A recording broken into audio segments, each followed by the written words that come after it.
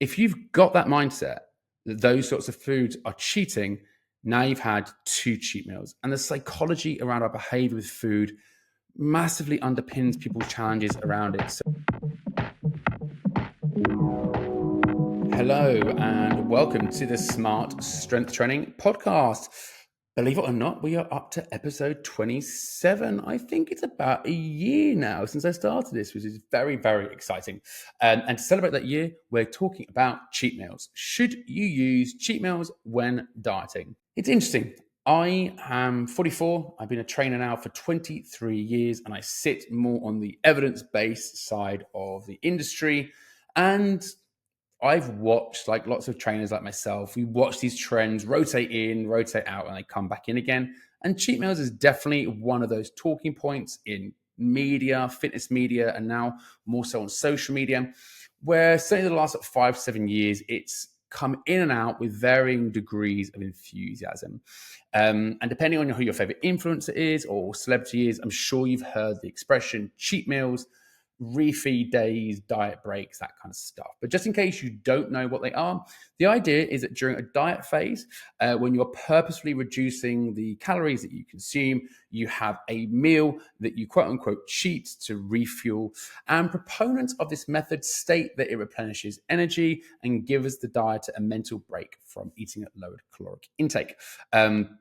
Like I mentioned, cheat meals aren't new.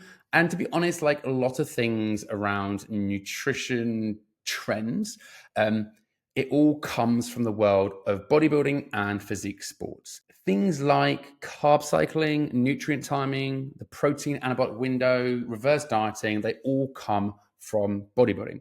And all of those things do have some merit, but for 99% of the fitness population, they're probably a waste of time.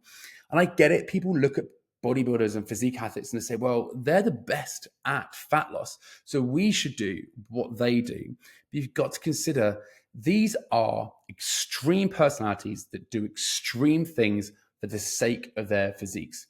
And often yielding like 1 to 2% extra benefits. And for a bodybuilder, that might be a difference between placing and not placing. But for you and I, these techniques are a lot of effort, come with some drawbacks, and for very small benefits. Let's get back to the conversation of cheat meals. So, should you do them? If you're thinking about doing them, it's kind of a simple one. No. Maybe no, it depends. But really, outside of people that are doing very extreme diets, which a caveat I would strongly recommend not to, I don't really see the point. But I get it. For a bodybuilder who is going to be dieting for 12, 18, 24 weeks, maybe more, and every 4 to 6 weeks, they're lowering the calories further and further with the aim of reaching arguably dangerously low levels of body fat, or certainly a level of body fat that's impossible to sustain day to day. So I understand in that situation where having a mental break from the diet makes sense. But you could argue, rather than having that massive splurge in calories every 1 to 2 weeks, why not just spread those extra calories out? Why not have like 100, 200 calories more every single day? But the reality is, it is more that psychological break from dieting. Having an extra 100 calories doesn't mean an awful lot, whereas having a 2,000 calorie burger or pizza mentally feels better. And I don't know if you follow Dwayne Johnson, Cindy Crawford, loads of celebrities have taken pictures of themselves in their favorite restaurant with their high calorie meal, whatever it is, with that hashtag cheat meal. And people see that and go like, oh, right, that's a really smart thing to do. Like The Rock's doing it, I should do it. And I don't think it's a great thing to do. And I'm going to tell you why I don't think it's a great thing to do. And I'm going to tell you what's a better idea instead. Obviously, the expression cheat meal is negative. A burger then is cheating. A pizza is cheating. Cheating implies something is bad. And cheat meals feed into creating a dichotomy around food. And there are lots of people that have this mindset with food. They're either being good or bad. They're either on their diet or they're off their diet, rather than just enjoying life, eating food, but being mindful about the caloric intake of those foods. Secondly, and kind of obviously, if you feel like you need a cheat meal or a diet break, like how restrictive are you being? You have to remember the idea is to create some sort of lasting, sustainable habit. Yes, of course, there will be some restriction, but if you're being ultra restrictive to the point you feel you have to have a cheat meal, I would suggest your overall strategy is poor. You don't have to starve yourself all week to then earn the right to eat a burger. You can 100% have a burger or whatever the hell you want within the framework of a overall healthy, balanced diet. I'd also state that if you are having these huge caloric binges effectively, so you go from eating clean all week and then you order a Domino's pizza with a milkshake, you're going to feel awful after that. And it's probably going to cause some GI tract, some stomach issues. I don't know about you, but my life throws up enough stuff that I'm going to end up having to eat more energy in a meal because it's almost impossible not to. So what happens if, let's say, you have your cheat meal on a Saturday pre-planned, next day you're driving to family and you're running a bit late and you didn't prepare snacks for the kids, so you stop off in the service station and the only thing they've got is crisps and soda and chocolate and sandwich, and you're absolutely ravenous.